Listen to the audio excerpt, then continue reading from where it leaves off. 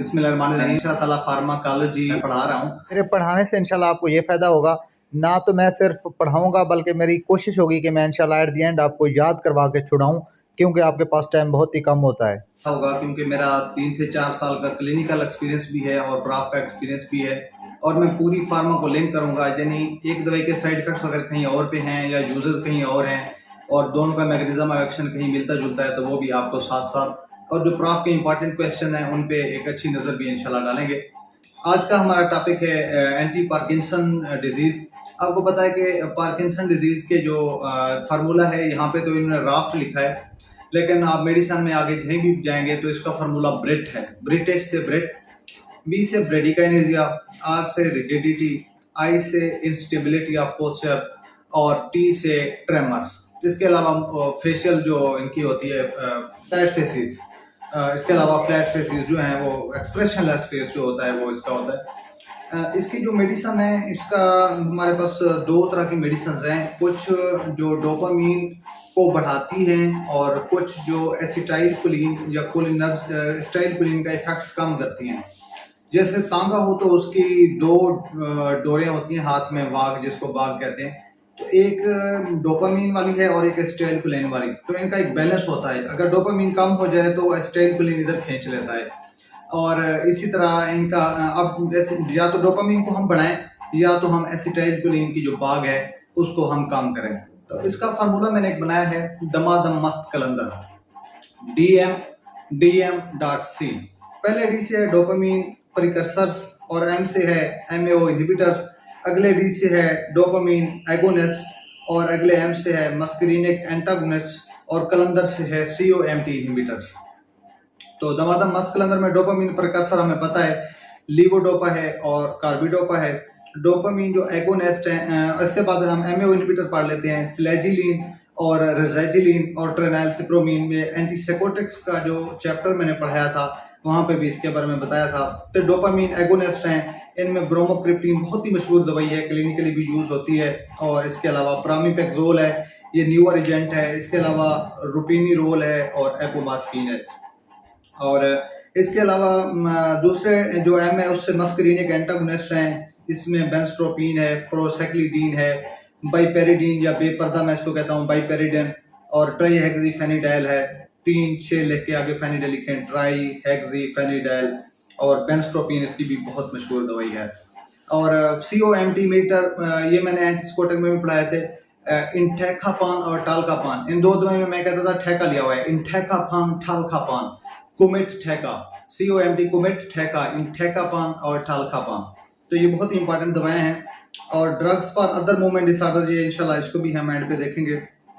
Mechanism of action Parkinson जो दवाइयों से होती है, अच्छा अगर डोपामीन का एक्सेस हो जाए उसको हम साइकोसिस कहते हैं, और डोपामीन की अगर कमी हो जाए इसको हम पार्किंसन कहते हैं। और डोपामीन और प्रोलैक्टिन का भी एक मशहूर रिलेशन है और ये इनवर्स रिलेशन है, यानी डोपामीन ज्यादा होगी तो प्रोलैक्टिन कम हो जाएगा, डोपामीन कम होगी तो प्रोलैक्टिन ज्यादा हो जाएगा। अब जैसे एंटीसाइकोटिक्स हैं वहाँ हम डोपामीन को कम करते हैं तो गैनाकोमास्टिया हो जाता है, गैलेक्टोरिया हो जाता है।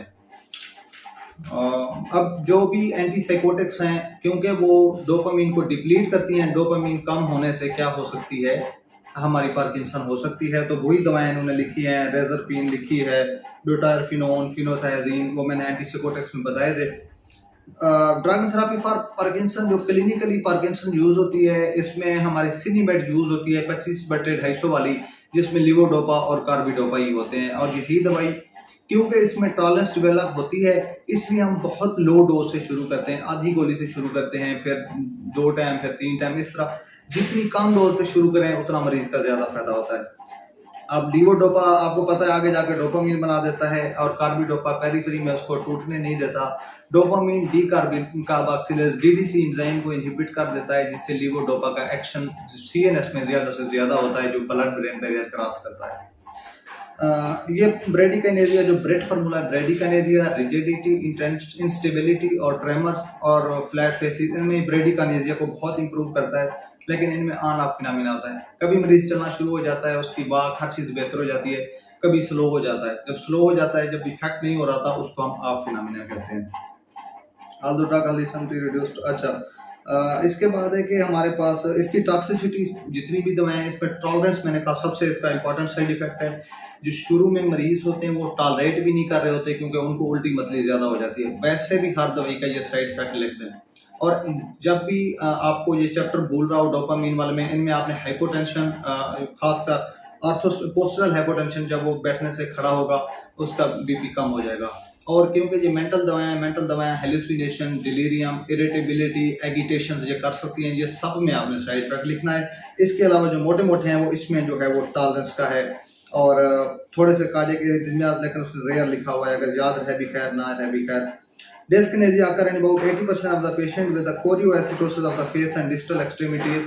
कुछ पेशेंट में जो है वो रेस्टलेस हो सकती है और पाँव वो हिला सकता है या फेस भी हिला सकता है। ये इंपॉर्टेंट एमसीक्यू है।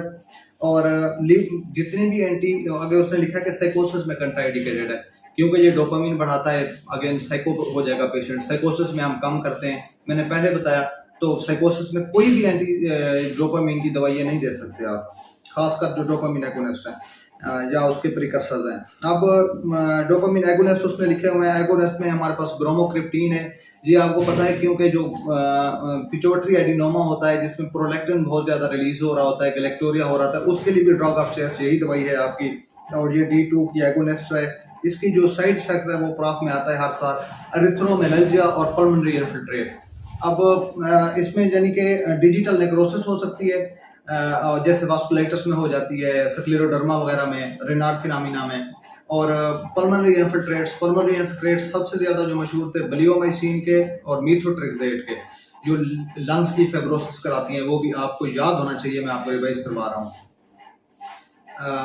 रिफ्रैक्टरी और कैनॉट टॉलरेट, जो लीवोडोपा ना लिख सकते हो फिर उनमें ब्रोमोक्रिप्टीन देते हैं और आपको बाकी मैंने इसका इंपॉर्टेंट बता दिया।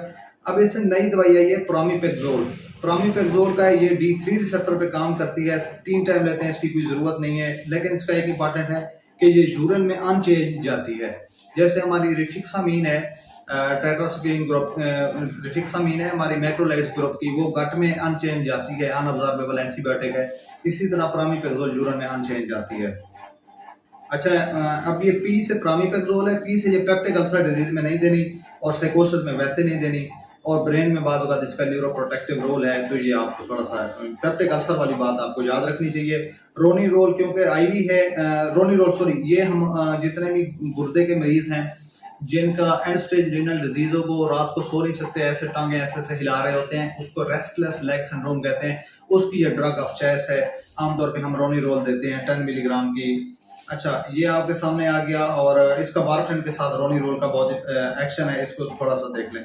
एपोमार्फिन है, ये इंजेक्टिबल है क्योंकि बहुत ज्यादा उल्टियां करवाती है। मार्फिन से आपने एपोमार्फिन, ओपियाइड की उल्टियां करवाते हैं, आपको पता है, कॉन्स्टिपेशन करवाते हैं। एपोमार्फिन को आपने ऐसे याद करना है कि ये उल्टियां करवाती है और इसके एंटीमेटिक्स देने होते हैं, इसको याद रखने की जरूरत नहीं है सिवाय उल्टियों के। उसके बाद है MAO इनहिबिटर, इसमें हमारी रेज़ाइजिलिन है, स्लेजिलिन है। जो रस्सा है वो मोटा होता है, रजी सेली मैंने 2 बहनें बताई थी एंटीसाइकोटिक्स में, रेज़ाइजिलिन और स्लेजिलिन। जो रस्सा होता है वो मजबूत रस्सा होता है, तो रेज़ाइजिलिन जो है वो मोर इफेक्टिव है, मोर पोटेंट है और मोनोथेरेपी के तौर पे यूज हो सकती है। और जो स्लेजिलिन है वो हमारे पास स्लेजिलिन और SS सेरोटोनिन सिंड्रोम करवाती है SSRI के साथ मिलके, यानी एसिटाइलोप्राम, सिटाइलोप्राम, फ्लोक्सिटीन, उनके साथ ये मिलके ये वाले हरकत कराती है स्लेजिलिन।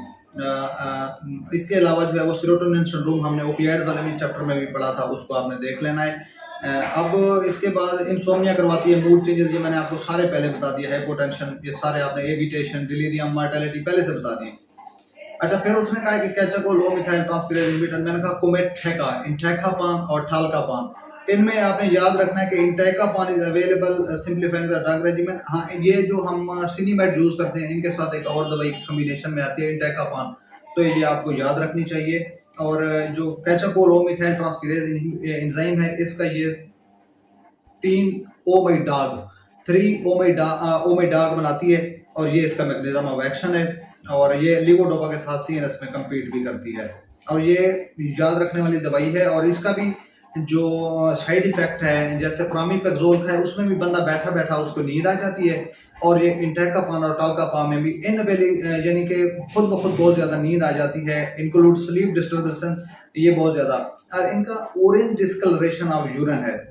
अब माल्टाइल, जो रिफाम्पिसिन का साइड इफेक्ट आता है वो रेड डिस्कलरेशन ऑफ यूरिन, अब बॉडी स्वेट्स, कपड़े भी रेड हो जाते हैं, आंसू भी उस तरह के आ रहे होते हैं रिफाम्पिसिन से।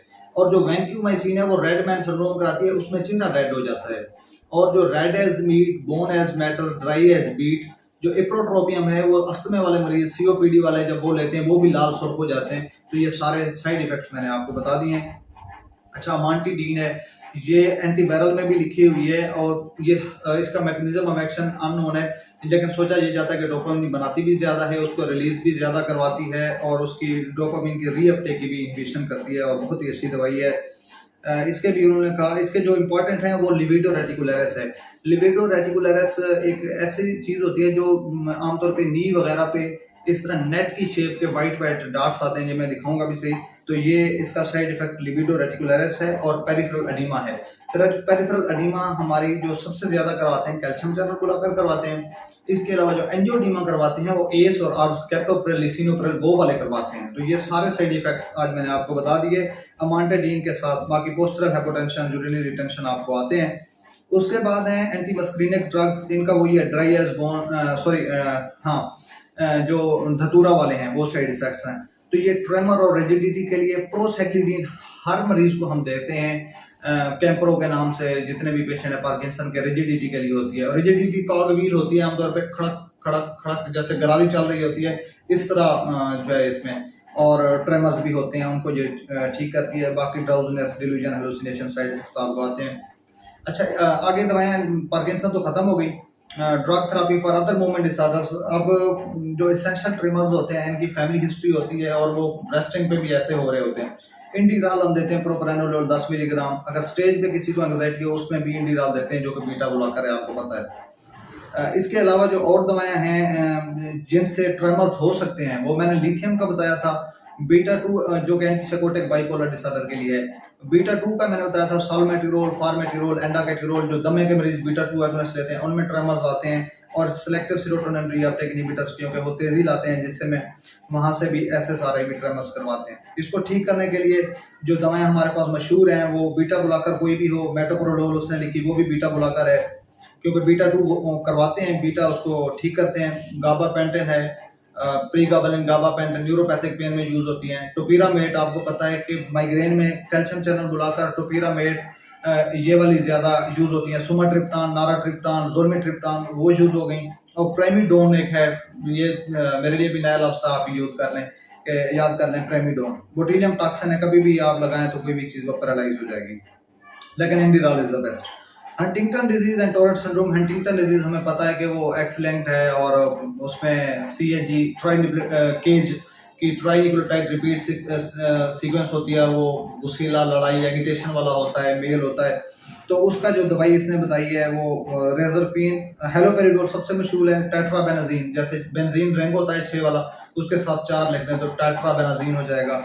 हेलोपेरिडोल है और परफिनाजीन, वो भी टेट्राबेनाजीन की बहन समझे। और रेजरपिन है, ये सारी जो है वो हेलोपेरिडोल, टेट्राबेनाजीन, रेजरपिन आपको और परफिनाजीन याद हो गए। टोरेट सिंड्रोम आमतौर पे बच्चों में होता है, जैसे वो इधर उधर की हरकत कर रहा होता है। इसकी दवाई है पीमोजाइड।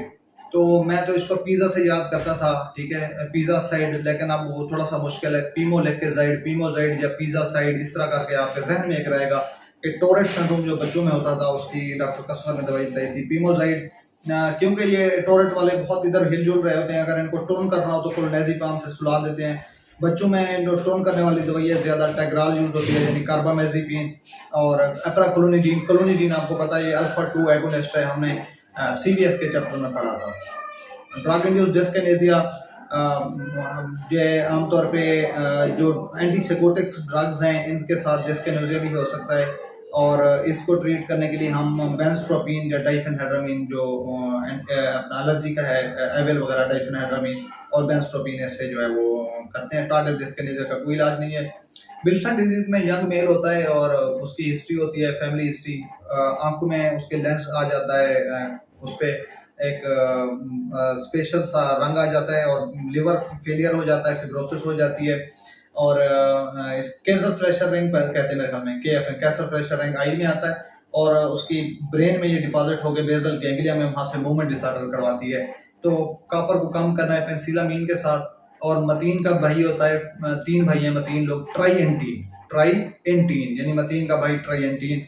और टेट्राथायोमोलिब्डेट यानी मोलिब्डेनियम है एक किस्म का, 4 मोलिब्डेनियम है, टेट्राथायोमोलिब्डेट ये देते हैं, पेंसिलामीन देते हैं, केजर फ्लेजर रिंग। और यंग बच्चा जिसमें जांडिस हो जाए, दिमाग की हरकत का मसला हो, आई विजन का, केजर फ्लेशर रिंग हो तो वो अपना होती है। विल्सन डिजीज, लिवर की आयरन की जो होती है वो हमारी होती है हेमाटोक्रोमेटोसिस, उसमें शुगर होती है। रेस्टलेस लेग सिंड्रोम हमारे यूरेमिया के जितने पेशेंट हैं, डायबिटिक पेशेंट हैं, इनमें पाँव ऐसे ऐसे मार रहे होते हैं। इसमें जो दर्द के लिए हम टोनोफ्लेक्स देते हैं यानी ओपिएड एनाल्जेसिक, ट्रोमाल वगैरह। और जो मैंने पहले बताया रोपिनिरोल और प्रामिपेक्सोल, हम वैसे रोपिनिरोल देते हैं, प्रामिपेक्सोल भी यूज होती है। और जब भी न्यूरोपैथिक पेन हो, गाबापेंटिन या प्रीगाबालिन ये बहुत ही अच्छी दवाएं हैं। प्रेग्नेंट पेशेंट में भी हो सकता है, लेकिन हम तो क्योंकि यूरेमिया और डायबिटिक से डील करते हैं तो ये क्लिनिकली इंशाल्लाह ताला ये चैप्टर आपके लिए बहुत हेल्पफुल होगा। अपने दोस्तों को भी जो है कहें कि देखें, सपोर्ट भी करें। थैंक यू, अस्सलाम वालेकुम।